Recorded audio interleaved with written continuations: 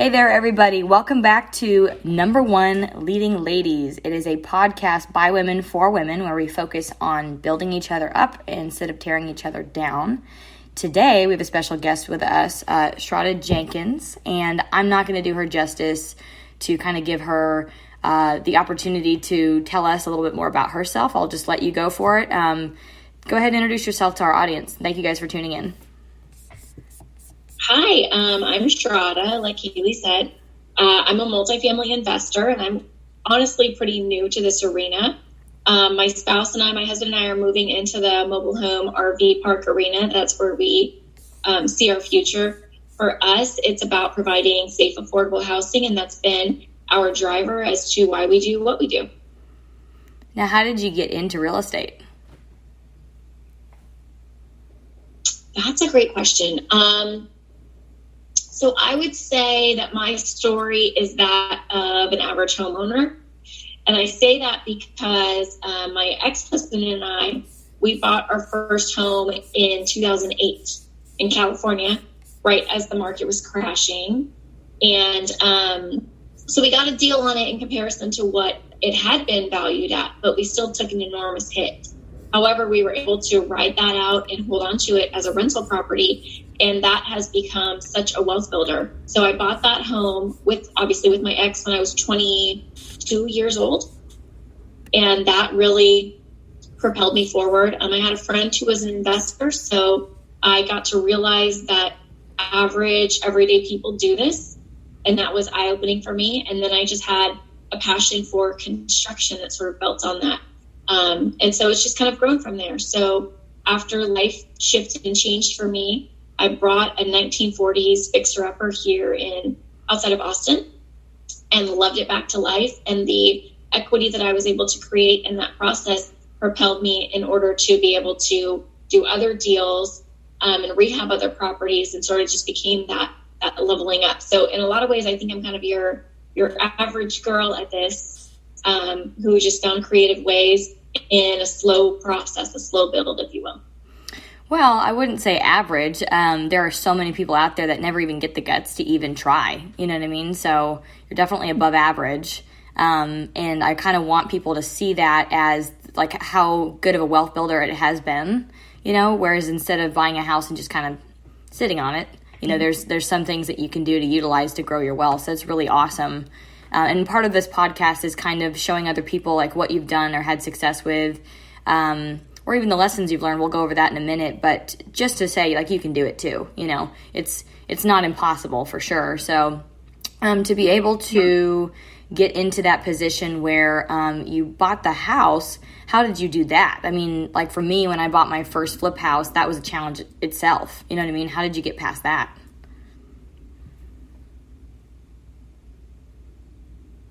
So are you thinking of the very first house, or are you thinking of the house that needed a lot of work when you ask that? Because it's definitely different answers. How you got started, really. Yeah, the first. So I got to say, I honestly have to credit that towards my ex, because we were 22. Like, by all definitions, we were babies. And the world, early 2008, the world was spiraling out of control.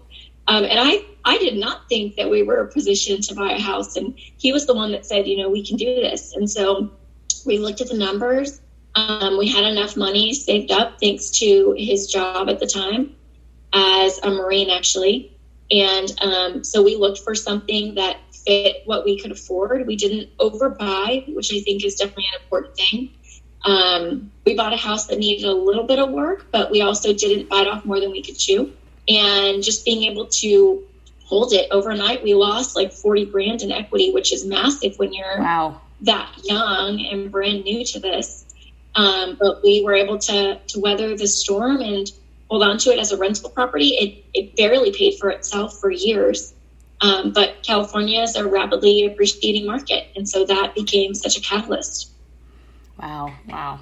And then when you moved on from that one, I know that there were several decisions I'm sure that were made, but if you had some equity from it or some interest in that property, did you then use it to roll into another property, or how did you then go to the next one? I guess, that's the next question. How did you get to the next one? Yeah. So, in a lot of ways, I would say it is like that path of home ownership. So we just let that one sit. We together bought our next home, which he acquired in the divorce. And then when I moved to Texas, I looked for something that needed love. And that's how I stumbled upon my current home, which still needs love, but it's come a long way. But in relation to using that particular equity, honestly, my now partner, Derek, he was really, I'm trying to think of the right word, but he played a very big role in the decision to sell that property, which was hard for me. I said, I'm such a great landlord. Like, my tenants had been there the whole time. So they've been there for 8 or 9 years. I had only raised their rent a couple of times, just very stable. I got it to where it was paying for itself and just let it ride the storm, if you will. And so I said, if my tenants ever wanted to move, this was right before we got married, ever wanted to move, then I would consider selling it. But they're never going to want to move because I'm the best landlord.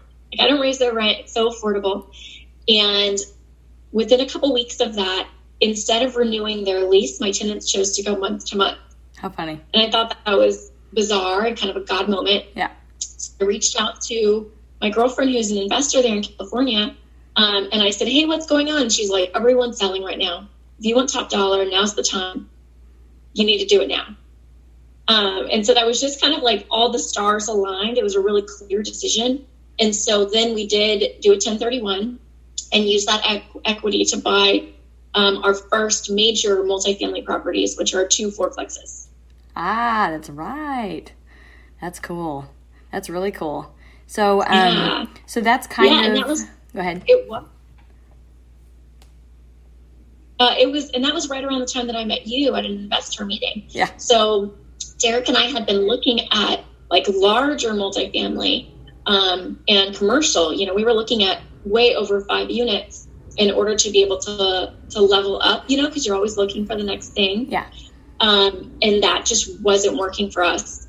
We had a property under contract, which was like it was 36 units. We have a memory of this one right above his desk as like a reminder to do your due diligence. But so it was 36 units and it was going to be our next level.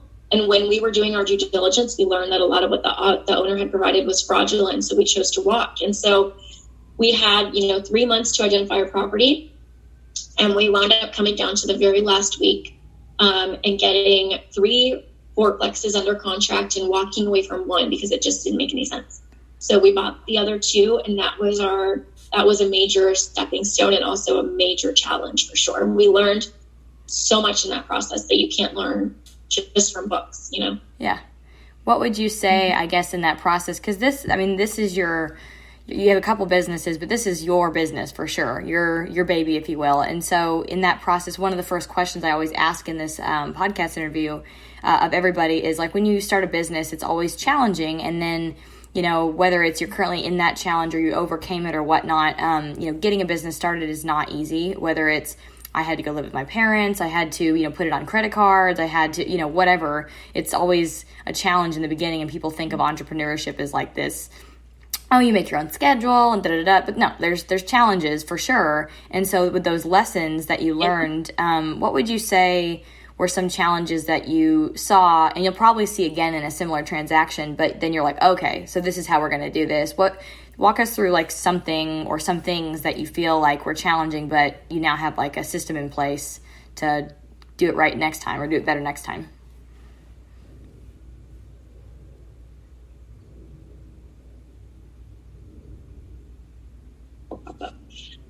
When you mentioned like challenges and how you like living with your parents, for example, for me, in between all this growth, there was a fixer-upper that I bought in Taylor, Texas, that needed a complete rehab. And in order to make that work, I took a loan out for my 401k. I had saved up a good chunk of money, but it definitely wasn't enough. So borrowed from my 401k, used a personal loan, like all these different things that you use in order to make it happen on that first deal.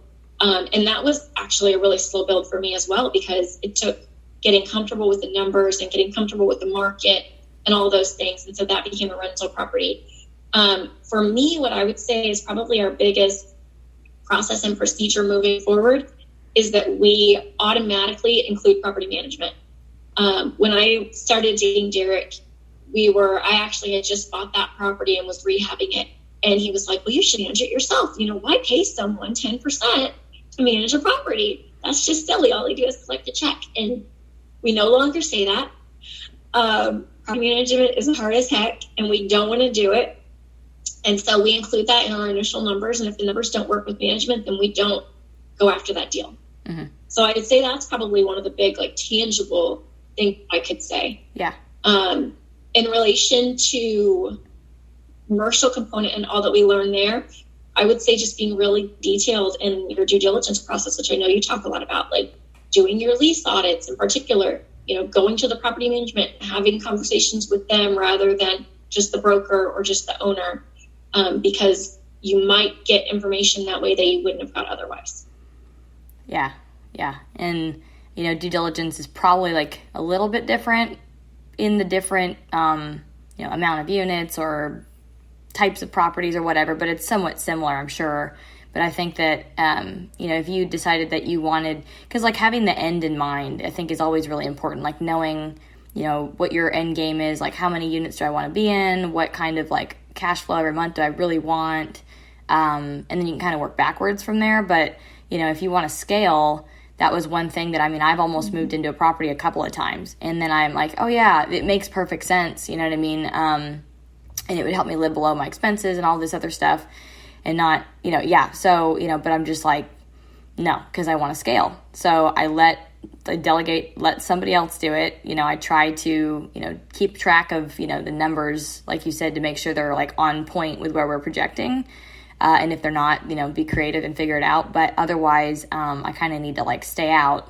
And because that's the only way I'm going to find more deals. And that's the only way I'm going to find more money and more partners and whatnot, or the same partners.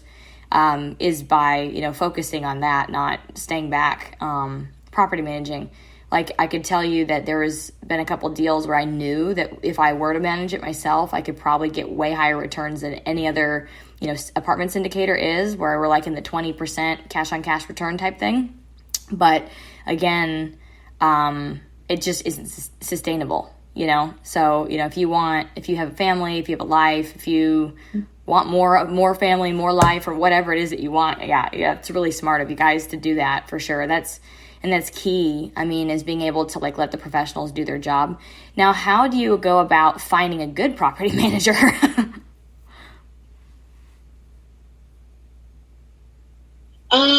Honestly, the answer is going to be interviews, and then after the interviews, there's some trial and error. For both, so we have currently 3 property managers because they do different areas, they have different specialties, and in each of those cases we interviewed at least 3 firms and had conversations about what their process was for placing tenants, because a bad tenant is worse than no tenant. So what their processes were, how did they market, stuff like that. And then of course we also considered what their fees were. And sometimes you have a challenging property and it makes sense to pay a higher fee. The 4plexes are really challenging, so we pay 10%. Whereas on some of our others, we've negotiated lower rates than that because it's about relationships. And if it's a simpler project for them to manage and they can take it on, then it makes sense. And obviously we try to save wherever we can, just like I'm sure you guys do. Yeah. So that's why we usually do more units, because that's the easiest way to save. Because, for example, maybe they want a certain salary or something like that. And the bigger you go, the easier it is to give them that same salary.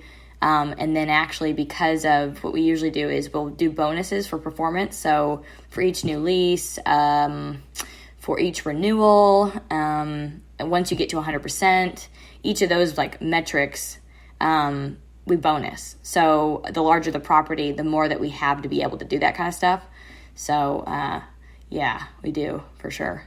Now so that's a really good pointer and a possible challenge. I get it. I struggle with this myself, where you're a smart person, you're a hardworking person, you're good with people, and you can do it yourself for sure. But getting yourself to the, again, with this book I was just telling you about, kind of what can I control? You know what I mean? So letting go of that control is like really smart, if you want to have less stress and grow. But what would you say so far has probably been like your number one biggest lesson, like period?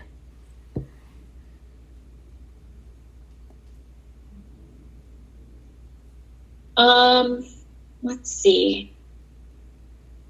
I would say, kind of talking about challenges, my challenge was that I am naturally very risk adverse. And being an entrepreneur is like one of the riskiest things that you can do. And so taking that leap and learning to be okay in that unknown was incredibly challenging for me. And there was a lot of change in my life that got me to a point where I was willing to do that. And then it kind of just leads into the lessons, which for me has been that your small choices, they add up. And I think we all know this, like we know compound effect. We know the one thing, like there's all these other great segues or whatnot, if you will, that sort of support that hypothesis of like, it's all about the little things. If you do something big once a year, it doesn't really matter. It's what you do every day, every week, or every month. And so for me, all of this has truly been a pretty slow build until lately. Lately, everything's just exploding in ways that I would never have expected. But before that, it was years. It was like 2 years of networking and talking to investors and analyzing deals before I bought my first fixer-upper. And I was marketing to owners. I was writing my own letters at one point in time, like whole 9 yards. And so those relationships that I built in that time and those lessons that I learned little by little are what resulted in where I am today. So for me, it's just that lesson that it's all about the small stuff. Yeah. And how quickly those things add up, even though they feel really small and insignificant. That's awesome that you've been able to see that. If I could tell people that would be one of the biggest things. I did a presentation last Saturday, and I always try to weave in there somewhere. It's also good for other people to see, but good for yourself too. Like I mentioned, keeping the long term in mind. And so people get like, a red flag when they see someone that's in a rush to do things, so doing it the way that you have is super smart. And it's so funny. Every single day, we can definitely get caught up in America, especially, I do, or had. Right now, as of this recording, we're recording kind of as the stay-in-place order for COVID is kind of being released. And so during the time of, not being able to go anywhere, I got really clear on all of the body movements and all of the meetings and all of the stuff I was doing every day, and really at the end of the day, like when I go on vacation, I go by myself all the time, and I get really clear with like, what am I doing every day? Like really, what is like the purpose? Am I actually going in the direction of where I want to go long term or not? Because, there's no reason to waste energy. We only have so much time. So that's really smart, because literally if you could just sit down for 2 hours a day or, whatever it is, but focusing on that goal of yours, but having small daily actions you're exactly right, is all it takes. And eventually they will add up, and then just like, especially if you're doing the right thing, it will all just like come to you and you don't even have to search for it. Yeah. I kind of think about it, and I know it's cliche in some ways, but I feel like we learn a lot of lessons from our body. So like I've learned so many things about life from yoga for me. And it's kind of the same thing with fitness. Like if you eat an apple every day versus a donut, like you don't notice the difference immediately, but over time you do. And we have this mentality that like you need to be working out an hour or even 2 hours a day in order to see a difference, but you don't. Like if you just move your body 10 minutes a day on a consistent basis, it will add up. And so I kind of think about that, applying the lessons that we learn inside of our bodies to the rest of life. That's actually good. Yeah. Because it's true. My biggest lesson there, thinking about like trying to figure out what nutrition is the best, for me to be in optimal shape and to sleep well and to, all that, has been really, having like smaller, really healthy meals, like very nutrition packed, like spinach and stuff like that. And it's the same thing like in work. Like you're exactly right. It's crazy that you're saying this. I'm like, oh my God, this is great.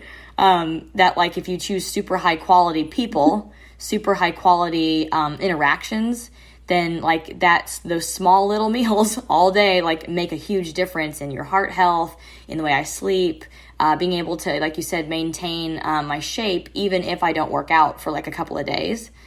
So yeah, that's cool. Yeah, I like that. That's good. It's true. I mean, and you talked about like high quality relationships. That's I hadn't coined it in that way, but it's so true.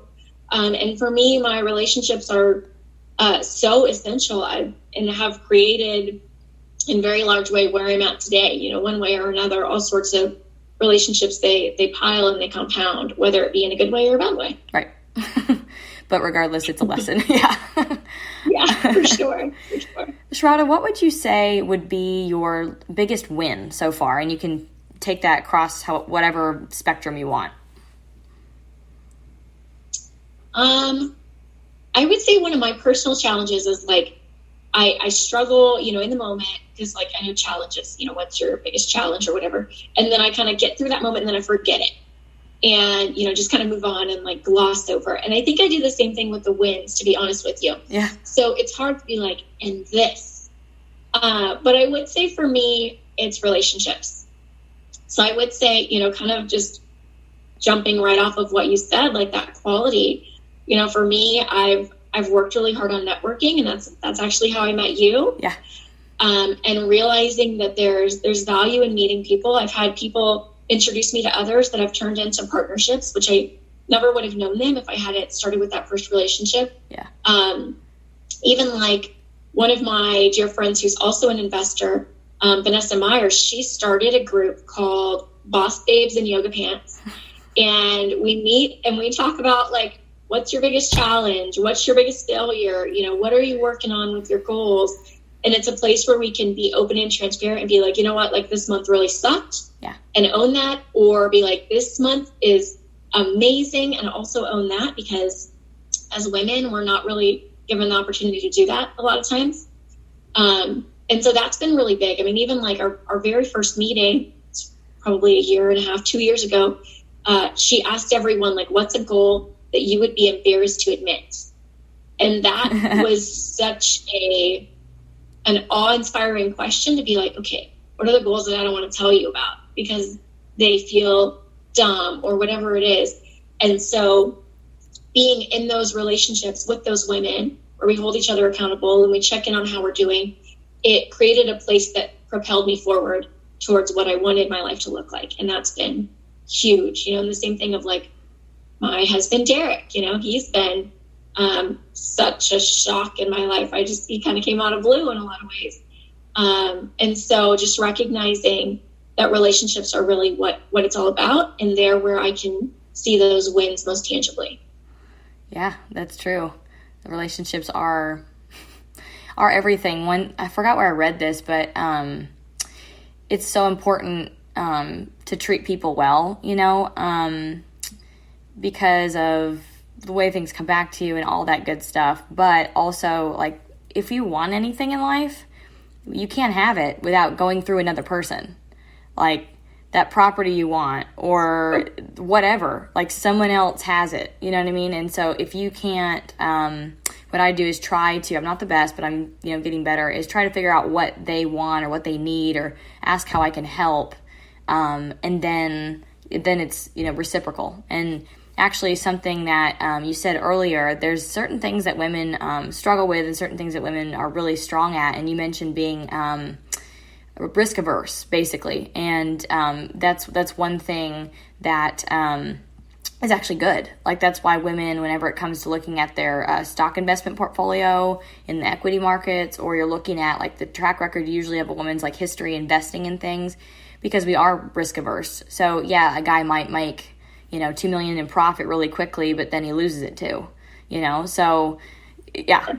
So that's why I want to see more women getting involved with investing and advising and making those decisions, because even though, we don't, you also said something earlier about, we kind of downplay our wins. Men are very, look at me, I've done all this. They're very, and the American way is all about the self. It's not about like the team, but men are very, boasty, and they'll talk about their accomplishments, where women kind of expect someone else just to read the resume or just to notice what they've done or just, you know what I mean? So, I think we need to be a little bit more proud about like, how awesome we are, because we are, and then have a little bit more confidence behind the fact that we're just naturally good at actually negotiating, because usually we can keep our as long as you get past that first pushback point where someone starts pushing back and you can just get used to that, we actually can keep our emotions usually pretty steady and read the other person really well. So we're really good negotiators and really responsible investors. So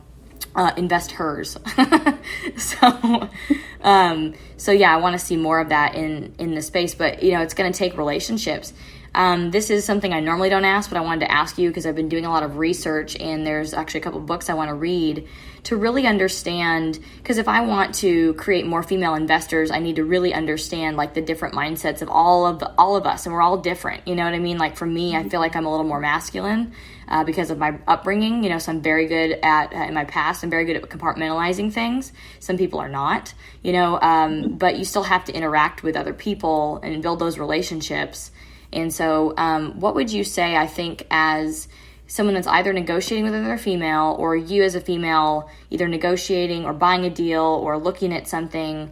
I get that you're conservative, which is good, but what would you say when you're doing a deal with another woman or partnering with another woman or something that you have a challenge with, and how have you solved that problem or overcome that challenge?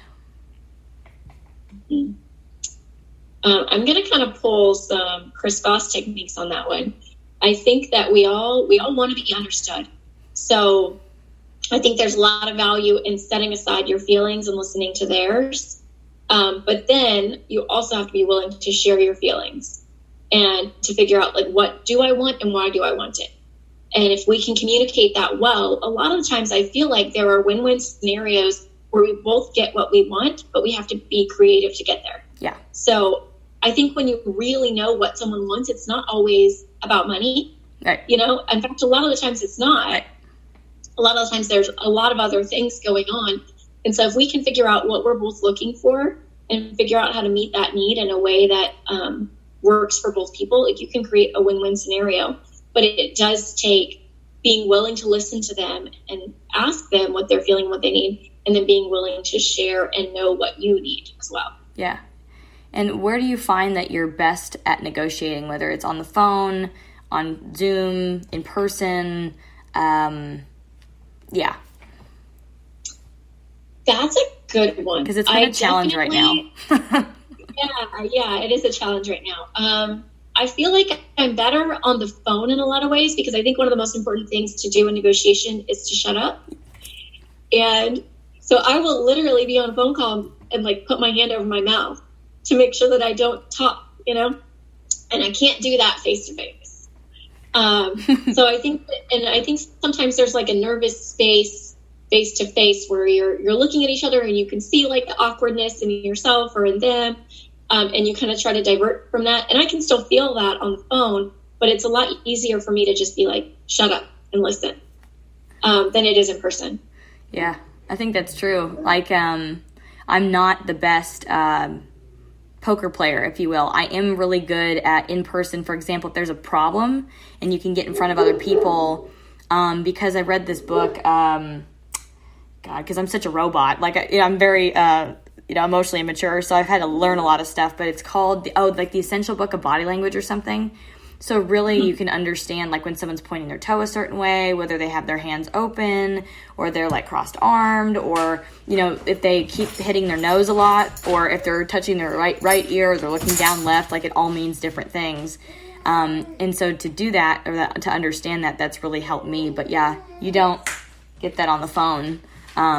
Or you sometimes you can pick up, and I'm usually on the phone going, I wish I could see their face right now, but like the other way. So anyway, I'm going to try to figure this out. Like you said, you're not a good poker player. Neither am I. My face gives me away 100% of the time. Yeah. And it is such a liability. And I've worked so hard throughout the years. Like I used to, when I would get angry or nervous, like I would get bright red. Oh no. Yeah. Give it away.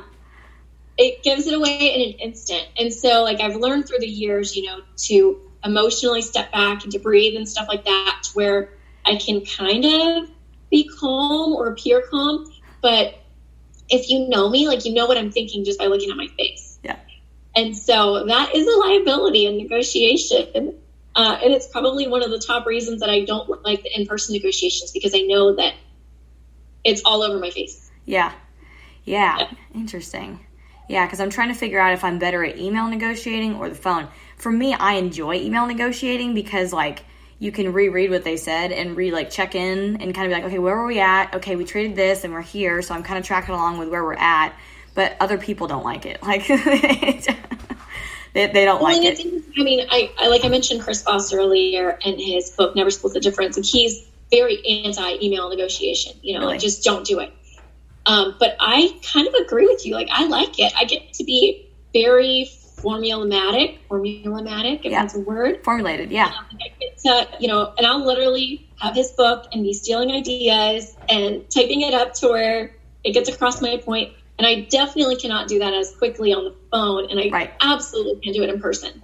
Yeah, I think we should get together and do some practice sessions or something, because honestly, you're right. Like, when he says stuff like you're trying to get a "that's right," or like you're repeating something back. Like, I was just in a hearing like a week ago, and I'm like, damn it, why didn't I say, can you repeat that again? I don't think I heard you correctly. Or, and then I'll repeat it again to them, and then it's not like you're ever saying no, or you're denying anything or whatever, but you're giving off the perception to them that what they said was not correct or not good enough or wrong, and so they need to go back and retract that statement, or stop asking it or whatever. And I'm like, dang it. So, I need to practice for sure.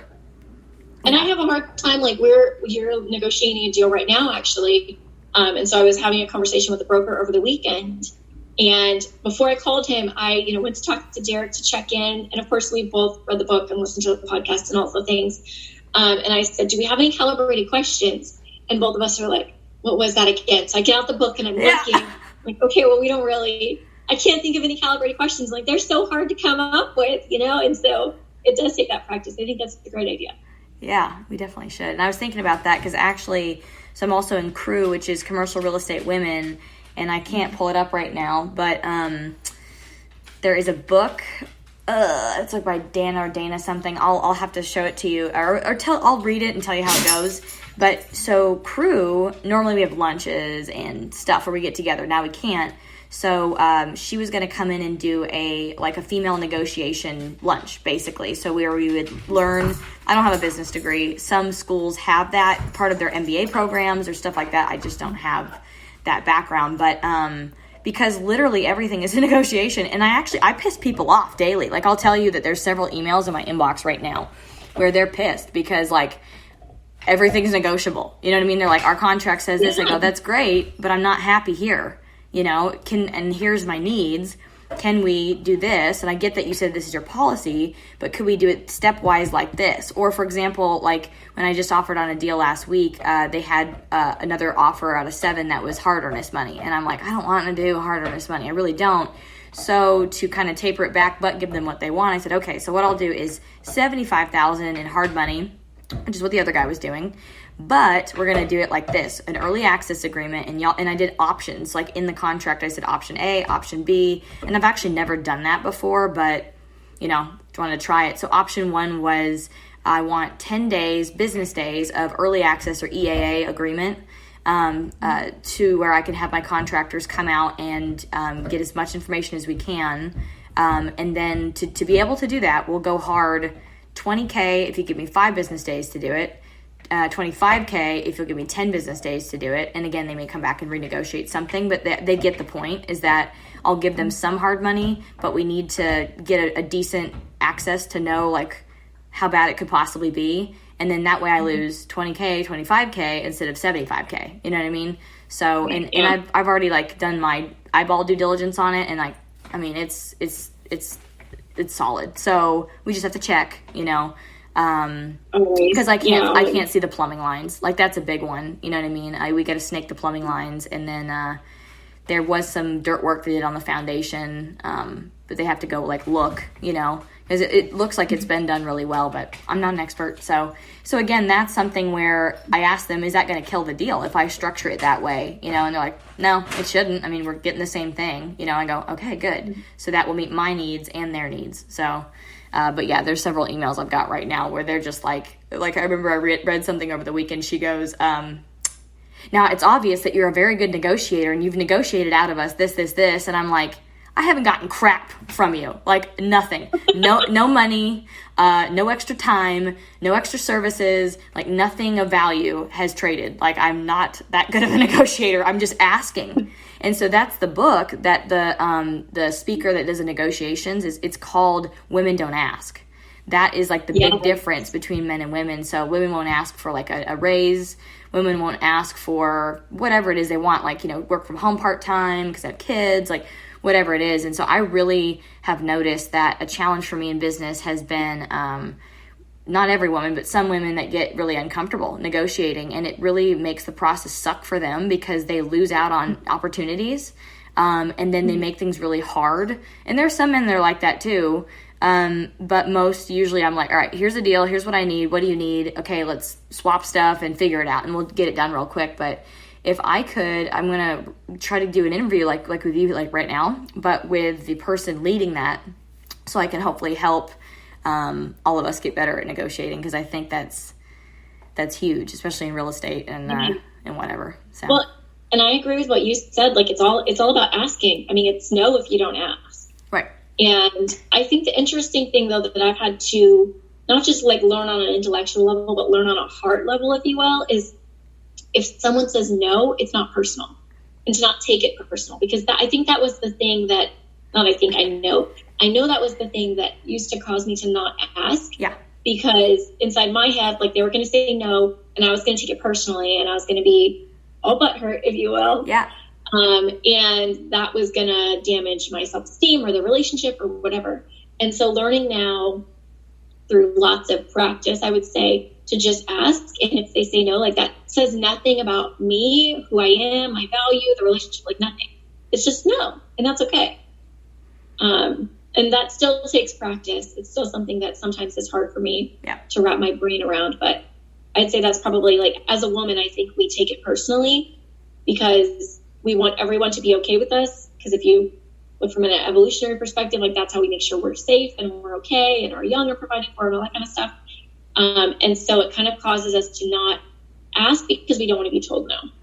Yeah, and then you said that exactly right, that society has kind of built it up to where, someone that's a woman that's aggressive or a woman that is aggressive, we'll just say it like that, is almost like rejected. And it's really sad and it's unfortunate. And I hate that. I really do. And I think it's changing a little bit, but still there's kind of a long way to go. So, yeah. Right. And we have such a concern, and I don't want us to go down too far of a rabbit hole because you're obviously leading this, but like we have such a concern about our likability. Yeah. And it's so easy to be like, well, you shouldn't worry about whether or not people like you.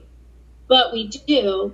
And it's actually how we're wired. Like we as females are wired to be, I read a book years ago called The Female Brain, and it had such a huge impact on how I understand myself and other women. We're wired to be relational. Yep. And if you look at it from if you look at apes, for instance, there are circumstances where like the male ape will be abusive to the females, and her friends will step in and protect her. So from that perspective, like it's very important for us to know that we're liked, we're loved, we're appreciated, so that we know that we're safe and so that we know we have good standing. And I don't think we can just throw that away. So because it's part of who we are. So we just kind of have to figure out how to integrate it, in my opinion. Right. Yeah, yep. You're exactly right. Yep. So I don't know how to do that, but, I'm talking through that, as far as like, I see a therapist every week and it's like, I'll ask her or talk about things like that. Like, how do I get better at this? But you're right. Women are just wired to have empathy, for other people because we want them to understand us and we want to understand them and kind of be relational, like you said. So I mean, like the only way for us in the business world to be more equal to our other, sex counterpart men is to have them, be more relational or us be less relational. So that is really like a difficulty for me as a person. Like in my gut, it feels wrong because I really want to be consistently the same person at work as I am in real life. But I'm learning very quickly here that in a work setting, unless it's like there's a few people that are on like your inner circle, and those are like your soulmate people that like they get to know everything. But when you're doing day-to-day business transactions with different people, they don't need to know everything, and being able to kind of withhold some of that is actually part of like your power. because when you're telling everybody everything, or saying sorry all the time, or you kind of take away your power a little bit because you're waiting for them to approve of what you either said or to accept your apology, or so working on all that myself. I think it's I definitely agree with you in part of having some sort of compartmentalization, even though that sounds terrible. I think there's some reality in that, but I also think that the fact that we are relational and we are empathetic, I think that's our superpower. Yeah. And so I think we've spent so long trying to make it in the workforce and trying to act like a man. But I think that there is a beautiful way where we can act like a woman and be true to who we are and surpass expectations. But we are at this crossroads, and we're all figuring out how to do it. We have no idea. We're all just winging it and doing the best that we can. And that's just got to be okay. Yeah. Yeah. As long as, and I feel like there's a little bit more on the men's side, not everybody, but there's some that I work with that they're a little bit more attuned to what needs to change and being open to it and working with and whatever. So it'll happen, maybe not in this generation, but it's better than it was in the 60s, the 70s, the 80s, we'll get there.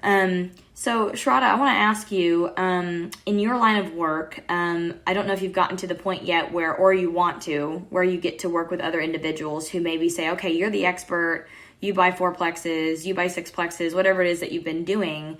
And I don't want to do that myself as an active person. I want to sit at home and then make profits from that. How can I invest in you and be able to kind of share in your next project or something like that? Do you want to do that in the future, or are you doing that now? I definitely want to do that in the future. We're not there yet, although on the current deal that we're negotiating at this moment, we do have partners that have been brought into the deal. So it is actually our first deal with partners, of course, assuming everything moves forward. And so that's exciting, and it has some complexities. I'm used to working alone or working with Derek. And so there's a lot that goes into that. And in this particular deal, we're talking about possibly having some silent partners that are just monetary investors, but we still sort of run the ship, if you will, as a team. Yeah. So that is definitely where I want to go, and we're kind of in transition into that, but we're still figuring it out. Sure. Yeah, because it's technically with securities laws, it's above 2 people, but it's really 2 entities. It's 2 groups. So above that, then it's question mark. But when you then get to the point of taking on passives, I guess, so I've got a couple different securities attorneys, and they're when you get to 5 people, when it can start getting kind of complicated, or you start taking on, passive investors, that's when it's a securities thing, and that's a whole nother thing to learn. But I guess when you get there, I'd love to have you back on the show again. And if anyone is interested in learning a little bit more about, doing active partnering, how can they get a hold of you? That's a great question. So I would say I'm definitely active on social. It's Shraddah J. And my email is shraddahj@gmail.com. That might be cheesy. I did not prepare for that question. So I would say reach out, Facebook, Instagram, email, and we'll go from there. Sweet. Okay. Thank you, everybody, for tuning in to #1 Leading Ladies podcast by women for women. Thank you for tuning in. Please share. You can reach us also on Spotify if you're listening right now, on Google Podcasts, or if you're listening on iTunes. And we'd appreciate it if you guys hop on here next week and continue to listen. Shraddah, thank you so much for spending your time with us today. And again, whenever you get to that point where you're ready to take on some passives, we'll have you back on and kind of talk about what's changed and how everybody can help each other. All right. Thank you, guys. Thank you for having me.